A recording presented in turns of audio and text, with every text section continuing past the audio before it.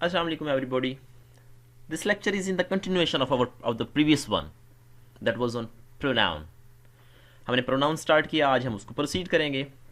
And in today's lecture we shall see the difference between its and it is, and then between one's and then one's.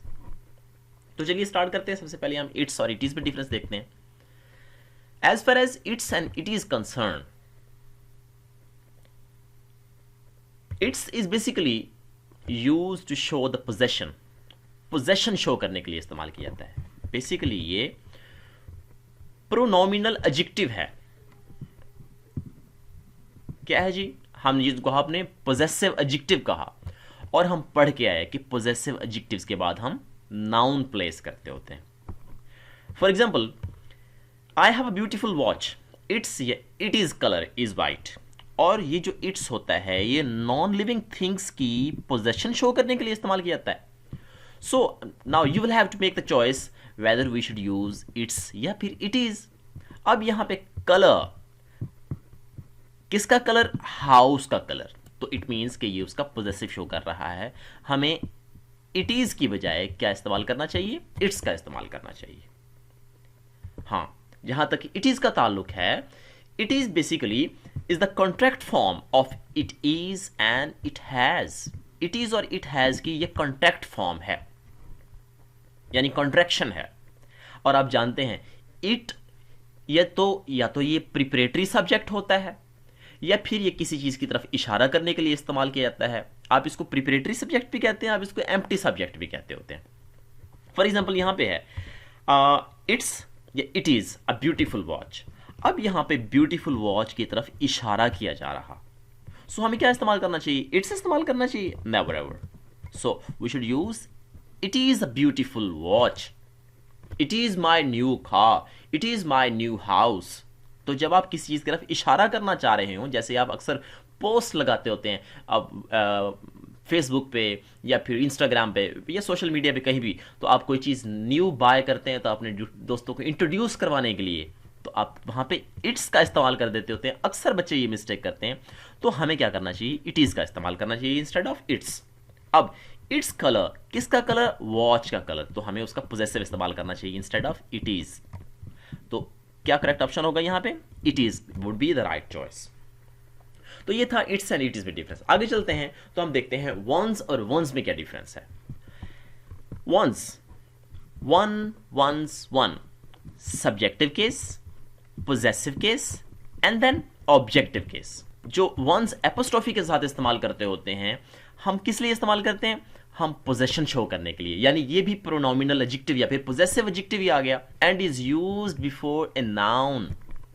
For example, one should do once duty, his duty, once duty. अब एक बात तो obvious है ना कि one के बाद हम हिज तो लगाने से रहे, यहां पर तो हम इसको क्रॉस कर देंगे.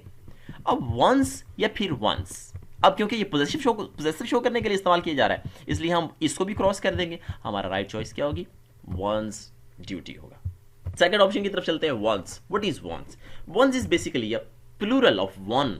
वन की प्लूरल फॉर्म है and no noun is used after it. अगर आपको चॉइस करना आ जाए, सिलेक्शन करनी आ जाए कि आपने वंस ये वाला इस्तेमाल करना है या फिर ये वाला इस्तेमाल करना है, तो एक बात पे खास ध्यान रखिए कि देखें इनके इसके बाद नाउन आ रहा है. अगर तो नाउन का इस्तेमाल हो तो फिर आपने वंस का इस्तेमाल कर देना है, यानी एपोस्ट्रोफी वाला इस्तेमाल कर देना है. अगर इसके बाद नाउन ना हो तो आपने इस वंस का इस्तेमाल कर देना है. फॉर एग्जाम्पल यहां पे देखें, one should do once duty, यहां पे नाउन आ रहा ड्यूटी, तो यहां पे हमने वंस एपोस्ट्रोफी का इस्तेमाल कर दिया. लेकिन इसके बाद कोई नाउन नहीं आ रहा, हमने इसको आंखें बंद कर लेनी है, इसको क्रॉस कर देना है और हमने वंस बगैर एपोस्ट्रोफी के इस्तेमाल कर देना है. हम एक छोटी सी एक्सरसाइज करेंगे, जैसे it is my new car, its my new car and its seats are. ये सारी के सारे ऑप्शन मैं आप लोगों के सामने ओपन करके रख देता हूँ. थोड़ी देर के लिए वीडियो को यहां पे आप लोगों ने रोक लेना है. रोकने के बाद आप खुद अपने सिलेक्शन करनी है कि कौन सा राइट चॉइस. जब आप खुद सिलेक्ट कर लेंगे तो आपको अंदाजा हो जाएगा इसके मुतालिक. अब जैसे कि मैंने अभी आपको बताया थोड़ी देर पहले कि it is my new car, तो हमें इट्स का इस्तेमाल करना चाहिए, इट इज का इस्तेमाल करना चाहिए. ऑब्वियसली हमें इट इज का इस्तेमाल करना चाहिए.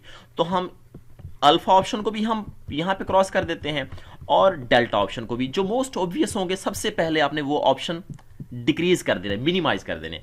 इससे फायदा ये होगा कि आपके पास चॉइसेस कम रह जाएंगी और उन्हें सिलेक्शन आसानी हो जाएगी। अब it is my new car and it is seats, और कार की सीट्स हैं तो यहां पर पॉजेसिव आना चाहिए, इसका इस्तेमाल नहीं करना चाहिए हमें। Charlie would be our right choice. ऐसे ही there are lot of students, the ones who are, ones students को रिप्लेस कर रहा, एक नहीं बहुत सारे हैं, प्लूरल है। The ones who are in blue should be called here. हम बाकियों को देख लेते हैं। इसके बाद कोई नाउन आ रहा, नहीं आ रहा, हमें इसको तो क्रॉस कर देना चाहिए। हमें इसके बाद कोई नाउन आ रहा, नहीं आ रहा। क्या हम वंस, ये जो प्लूरल है, क्या हम प्लूरल नाउन के साथ हम सिंगुलर वर्ब रख सकते हैं? हम चार्ली को भी क्रॉस कर देंगे, हम डेल्टा को भी क्रॉस कर देंगे, हमारा अल्फा करेक्ट ऑप्शन होगा। ऐसे ही you are one of the few lucky ones, आप उन चंद खुशकिस्मत लोगों में से एक हैं। कहां से लिया गया? आपके गुड बाय मिस्टर चिप्स में के जो फर्स्ट जो हमारा चैप्टर है उसमें से लिया गया। अब यहाँ पे एपोस्ट्रॉफी वाला बिल्कुल इस्तेमाल नहीं होगा क्योंकि पोजेसिव नहीं इस्तेमाल किया जा रहा। बीटा भी हम रिमूव कर देंगे।